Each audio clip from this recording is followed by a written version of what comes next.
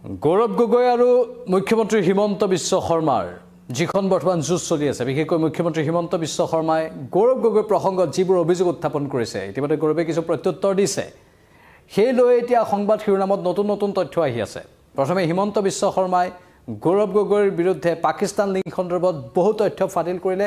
SITৰ প্ৰতিবেদন প্ৰত্যুত্তৰত গৌৰৱ গগৈ সংবাদমেল সম্বোধন কৰিলে আৰু সংবাদমেলত তেওঁ বহুখিনি কথাই ক'লে। তেওঁৰ সন্তানক লৈ কৰা মন্তব্যৰ সন্দৰ্ভতো কিছু প্ৰতিক্ৰিয়া প্ৰকাশ কৰিলে গৌৰৱ গগৈয়ে। এই আইনী মেৰপেচত সোমাব পৰা এটা বিষয় বুলি ক'লে মুখ্যমন্ত্ৰীক উভতি ধৰিলে। সমান্তৰালভাৱে কিন্তু গৌৰৱে ক'লে যে মই পাকিস্তান গৈছিলোঁ, মই তক্ষশিলাত গৈছিলোঁ। তক্ষশিলা প্ৰাচীন এক স্থান, ইউনেস্কোৰ ৱৰ্ল্ড হেৰিটেজ ছাইটৰ মৰ্যাদা লাভ কৰিছে তক্ষশিলাই, য'ত বৌদ্ধ ধৰ্মীয় শিক্ষা বা আন কেতবোৰ শিক্ষাৰ প্ৰচাৰ প্ৰসাৰ কৰা হৈছিল। সেই তক্ষশিলা বুৰঞ্জীত লিপিবদ্ধ আছে তক্ষশিলাৰ কথা। সেই তক্ষশিলাত গৈছিল বুলি সদৰি কৰিছে গৌৰৱ গগৈয়ে হিমন্ত বিশ্ব শৰ্মাৰ মন্তব্যৰ প্ৰত্যুত্তৰত। তক্ষশিলাত যোৱাৰ কথা কৈছে, কিন্তু তক্ষশিলাত যোৱাৰ এই কথাখিনিয়ে আন এক প্ৰশ্নবোধক চিহ্নৰ সূত্ৰপাত কৰিছে। সেইখিনি কথাই মুখ্যমন্ত্ৰীয়ে কৈছে। তক্ষশিলা ক'ত অৱস্থিত? তক্ষশিলা অৱস্থিত ৰাৱালপিণ্ডিত, পঞ্জাৱ, পাকিস্তানৰ অধীনৰ পঞ্জাৱ। সেই পঞ্জাৱৰ ৰাৱালপিণ্ডি। আৰু ৰাৱালপিণ্ডি কি? ৰাৱালপিণ্ডি হৈছে পাকিস্তানী সেনাৰ হেডকোৱাৰ্টাৰ। তক্ষশিলাত গৌৰৱ গগৈ যোৱা বুলি কৈছে। তক্ষশিলাৰ প্ৰসংগ টানি আনি এইবাৰ মুখ্যমন্ত্ৰী হিমন্ত বিশ্ব শৰ্মাই কৈছে যে তক্ষশিলা ক'ত অৱস্থিত? তক্ষশিলা ৰাৱালপিণ্ডিত অৱস্থিত। ৰাৱালপিণ্ডিতে আছে আকৌ পাকিস্তানী সেনাৰ হেডকোৱাৰ্টাৰ। মুখ্যমন্ত্ৰী এক্স মাধ্যমত এটা পোষ্ট দিছে। সেই পোষ্টটোত কি কি কথা সদৰি কৰিছে এবাৰ কৈ দিব বিচাৰিছোঁ। It is now almost evident that access to Rawalpindi Army headquarters could not have occurred through routine civilian travel permissions. মানে এতিয়া প্ৰায় স্পষ্ট হৈ পৰিছে যে ৰাৱালপিণ্ডি, য'ত সেনাৰ মুখ্য কাৰ্যালয় আছে, তালৈ প্ৰৱেশ নিয়মীয়া অসামৰিক ভ্ৰমণৰ অনুমতিৰ জৰিয়তে হ'ব নোৱাৰিলেহেঁতেন। কোনো কাৰণতে নিয়মীয়া পাছপৰ্টৰ জৰিয়তে, নিয়মীয়া ভিছাৰ জৰিয়তে তালৈ যোৱাটো সম্ভৱ নহয় বুলি মুখ্যমন্ত্ৰীয়ে বুজাব বিচাৰিছে। মুখ্যমন্ত্ৰী ইয়াত কেতবোৰ কথা কৈছে। The circumstances strongly suggest that the visit was facilitated through institutional arrangements that do not require standard civilian visa endorsements. পৰিস্থিতিয়ে দৃঢ়ভাৱে প্ৰকাশ কৰে যে এই ভ্ৰমণৰ সুবিধা প্ৰতিষ্ঠানিক ব্যৱস্থাৰ জৰিয়তে কৰা হৈছিল, যাৰ বাবে অসামৰিক ভিছাৰ সমৰ্থনৰ প্ৰয়োজন নাই।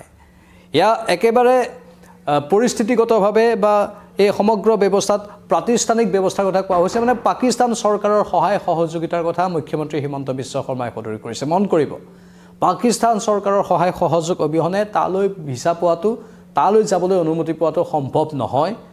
পাকিস্তানী সেনাৰ গ্ৰীণ ছিগনেল নোপোৱাকৈ তালৈ যাব নোৱাৰি বুলি মুখ্যমন্ত্ৰীয়ে সদৰি কৰিছে। আৰু এই অনুমান পোনপটীয়াকৈ প্ৰবাহিত কৰে বা এই অনুমানে বিভিন্ন দিশ প্ৰমাণিত কৰে বুলি মুখ্যমন্ত্ৰীয়ে দিছে যে ভিছাত ৰাৱালপিণ্ডিৰ অনুপস্থিতি, ভিছাত ৰাৱালপিণ্ডি বুলি নাম উল্লেখ কৰা নাই। ভিছাখনত যিখন গৌৰৱ গগৈৰ ভিছা, তাত ৰাৱালপিণ্ডিৰ নাম নাই বুলি তেওঁ সদৰি কৰিছে। The absence of Rawalpindi on the visa. আৰু লগতে পাকিস্তানৰ ভিছা ব্যৱস্থাৰ অধীনত চহৰ নিৰ্দিষ্ট ভ্ৰমণৰ কঠোৰ নিয়ম আৰু আন কেতবোৰ কথা জড়িত হৈ থাকে। ৰাৱালপিণ্ডি যে এখন নিষিদ্ধ উচ্চ নিৰাপত্তা সম্পন্ন জিলা, এই কথা সকলোৱে জানেই। আৰু তাত ৰাৱালপিণ্ডিৰ নামটো কিন্তু নাই। কিন্তু গৌৰৱ গগৈয়ে কৈছে যে মই গৈছিলোঁ, মানে গৌৰৱ গগৈ যিখন প্ৰেছ মিট আজি দিলে, তাত গৌৰৱ গগৈয়ে কৈছে যে মই তক্ষশিলা চাবলৈ গৈছিলোঁ। আৰু তক্ষশিলা যদি চাবলৈ গৈছিল তেনেহ'লে স্বাভাৱিকতে তেওঁ ৰাৱালপিণ্ডিলৈ যাব লাগিব, কাৰণ তক্ষশিলা ৰাৱালপিণ্ডিতে আছে। আৰু ৰাৱালপিণ্ডি যথেষ্ট কঠোৰ নীতি নিয়মৰ মাজত থকা এখন স্থান হয়, জিলা হয় পাকিস্তানৰ, বা এখন বিশেষ স্থান। আৰু য'ত ৰাৱালপিণ্ডিত যাবলৈ হ'লে বিশেষ নিয়মৰ অধীনত যাব লাগিব, বিশেষ অনুমতিৰ অধীনত যাব লাগিব। আৰু সেয়া মানে গৌৰৱ গগৈ কৰি গৈছিল। যদি তক্ষশিলাত গৈছিল, সেই নীতি নিয়ম, সেই অনুমতিৰ অধীনতেই হয়তো গৌৰৱ গগৈ গৈছিল। মানে ক'ৰবাত পাকিস্তানী সেনাৰ গ্ৰীণ ছিগনেল গৌৰৱ গগৈ পাইছিল। মুখ্যমন্ত্ৰী আকৌ এবাৰ বিস্ফোৰণ ঘটাইছে। সেয়া আমি কৈছোঁ যে মুখ্যমন্ত্ৰীৰ প্ৰথম প্ৰেছ মিট, তাত গৌৰৱ গগৈৰ পাকিস্তান লিংক, তাৰপাছত গৌৰৱ গগৈৰ প্ৰেছ মিট, তাত মুখ্যমন্ত্ৰীক প্ৰত্যুত্তৰ, তেওঁৰ মাইনৰ সন্তানক টানি অনাৰ বাবে মুখ্যমন্ত্ৰীক দোষাৰোপ, আইনী ব্যৱস্থা ল'ম বুলি হুংকাৰ।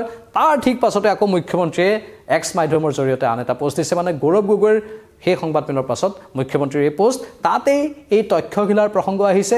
ৰাৱালপিণ্ডিৰ প্ৰসংগ আহিছে আৰু সেইখিনি কথাকেই বুজাই আকৌ এবাৰ গৌৰৱ গগৈৰ এই ভূমিকা সন্দেহজনক বুলি মুখ্যমন্ত্ৰীয়ে বুজাব বিচাৰিছে গৌৰৱ গগৈৰ স্থিতি সন্দেহজনক বুলি মুখ্যমন্ত্ৰীয়ে ক'ব বিচাৰিছে আৰু অত্যন্ত গুৰুত্বপূৰ্ণ কথা মন কৰিব এই কথাবোৰ অত্যন্ত গুৰুত্বপূৰ্ণ প্ৰসংগ বহুকেইটা আহিছে গৌৰৱ গগৈও বহি থকা অৱস্থাত নাই তেওঁ নিজেই বহু চ্যালেঞ্জ গ্ৰহণ কৰা বুলি দাবী কৰিছে আৰু ইয়াৰ প্ৰত্যুত্তৰ দিম বুলি সদৰি কৰিছে মুখ্যমন্ত্ৰীও কিন্তু এৰা নাই মুখ্যমন্ত্ৰীয়ে কৈছে সকলো তথ্য প্ৰমাণ মজুত আছে সেই তথ্য প্ৰমাণৰ ভিত্তিতে কথাবোৰ কোৱা হৈছে মুঠতে দুই ভালৰ যুঁজ এতিয়া মহাৰণত পৰিণত হৈছে আৰু স্বাভাৱিকতেই বহুতৰ বাবে আকৰ্ষণীয় হৈছে আৰু বহুতৰ বাবে তাৎপৰ্যপূৰ্ণও হৈছে মন কৰিবলগীয়া বহুখিনি ইয়াত এংগল হয়তো থাকিব পাৰে এইখিনি কথা আমি আপোনালোকক জনোৱাটো প্ৰয়োজন লগে লগে তাৎক্ষণিকভাৱে এই পোনপটীয়া সম্প্ৰচাৰটো সেয়ে ব্যৱস্থা গ্ৰহণ কৰিলোঁ এতিয়া পৰৱৰ্তী সময়ত ইয়াৰ উত্তৰ আকৌ গৌৰৱ গগৈ কেনেধৰণে দিয়ে সেয়াও হ'ব লক্ষণীয় আমি অপেক্ষা কৰিম গৌৰৱ গগৈয়ে